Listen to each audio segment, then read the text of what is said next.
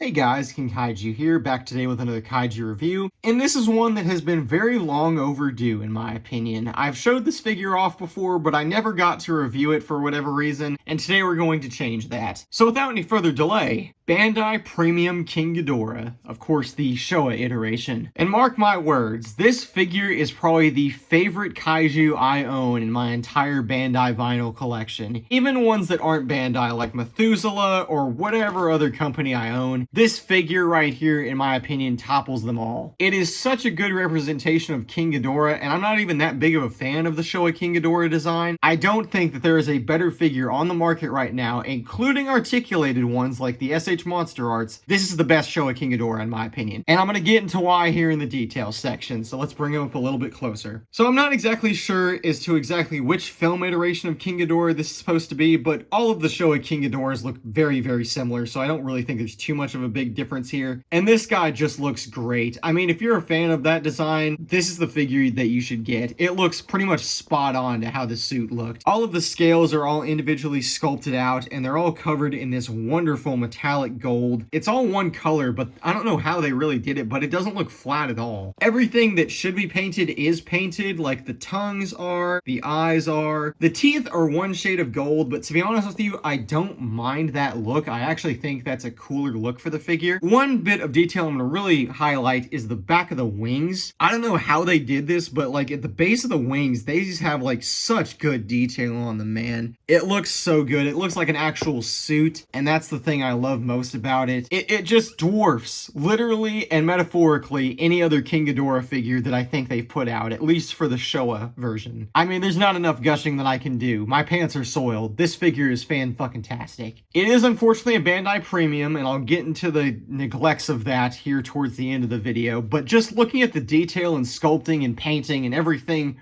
right now as is, this is top notch for Bandai. I don't think that they have peaked besides this figure. And that pretty much carries on through articulation, which is also very, very good. All three heads can rotate. They all rotate at the base. This one, notably, you have to lift the head up a little bit for it to rotate. And that's because, if I push it back down here, it's actually sculpted in. The scales are sculpted into the neck, but that's an easy fix to get it to look around. You can just, lift the head up and then it can turn whichever way you'd want it to. Turning him around, the wings can also move. If I'm not mistaken, when this guy was packaged, I didn't get him in package, but just, from pictures I've seen online. Oh, well, there you go. The wings pop off. They come, detached, so you have to put them in there. But the top side to that is that the wings are rotatable because of this. Both of them they can both go 360 degrees, I'm pretty sure, if you really wanted them to. Going on to another basic necessity, the legs can also move, although they're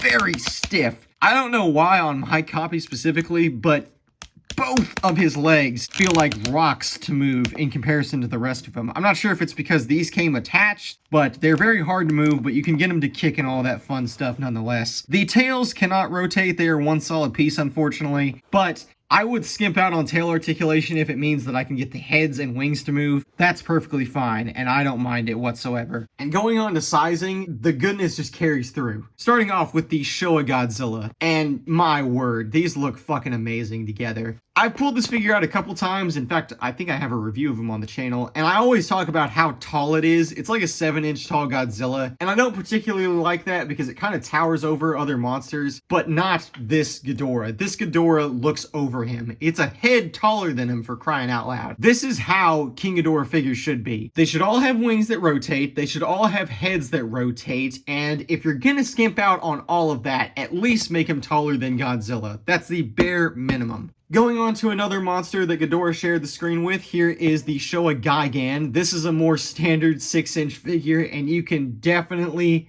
tell, oh my god, this looks so awesome. I'm a pretty big fan of Godzilla vs. Gigan. I know not a lot of people like that movie, but I grew up with it, so I have a little bit of nostalgia for it, and, seeing these two monsters together is just awesome. Whenever I put these guys back up on my shelf, this is probably how I'm going to display them, because this is such a cool like little duo to have here. And for this next one, I'm going to move the camera quite a bit back because it is the Mecha King Ghidorah, the 12-inch one. There we go, that's a little bit better. And I kind of just pulled this guy out to show you how big this King Ghidorah is. This is how it should be, man. For King Ghidorah figures that get released, they should all be huge. I hope after the Biollante that's getting put out right now, the Giga series does King Ghidorah next. I don't care which iteration, just give me a big fucking King Ghidorah and I will buy it. I don't care. So moving King Ghidorah back in the center, that is going to end this Bandai Premium King Ghidorah review. And what can I say besides this is a great figure? I mean, I don't know what else to tell you. It's my favorite in the collection for a fucking reason. It's such a good figure to look at. It's such a good figure to pose around. And mainly just to have him next to other monsters, man. It just looks so cool. Even pulling out Jet here, it's just,